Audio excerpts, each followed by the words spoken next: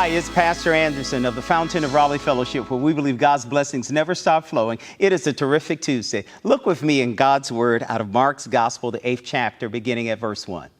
About this time, another large crowd had gathered, and all the people ran out of food again. Then Jesus called his disciples and told them, I feel sorry for these people.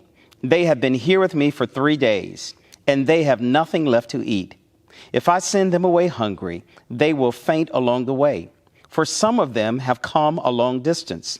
His disciples replied, How are we supposed to find enough food to feed them out here in the wilderness? Jesus asked, How much bread do you have? 7 loaves, they replied. So Jesus told all the people to sit down on the ground.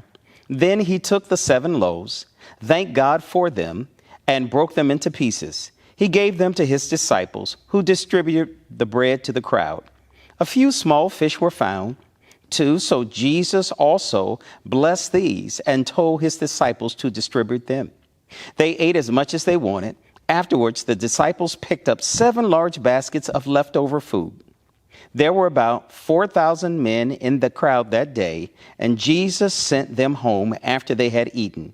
Immediately after this, he got into a boat with his disciples and crossed over to the region of Dalmanutha.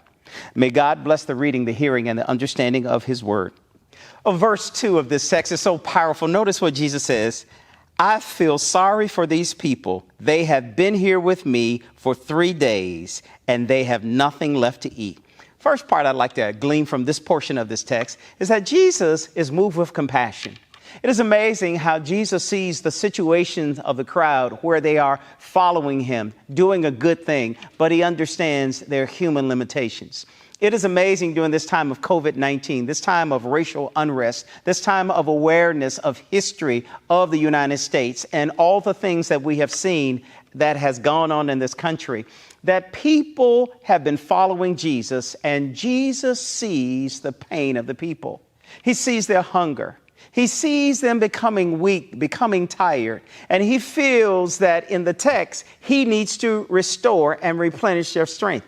It is amazing that this text begins to help all of us to understand that there are people in America, people around the world, who are seemingly following God, asking God, I've been here with you, show compassion to me. God is showing compassion, but notice what happens. God shows some compassion through and by his son, Jesus the Christ, but he needs us to respond to his methods that he would like to use. Notice what he does. He's moved with compassion. The people have been with him for 3 days, and he wants to give them strength for their journey home.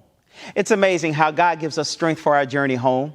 It doesn't matter what you're going through. Always know God will come just in time and give you strength for the journey.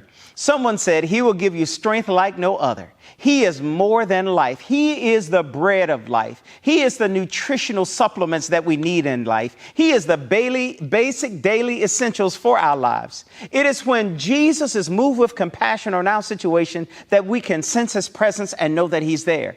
Jesus is willing to do the work for the people, but the people have to work with Jesus and the disciples have to be on board. Wouldn't it be awesome if we could get everybody on board working for the cause of taking care of the needs of everyone, to make sure that no one loses strength, to make sure everyone has the strength that they need to make it home.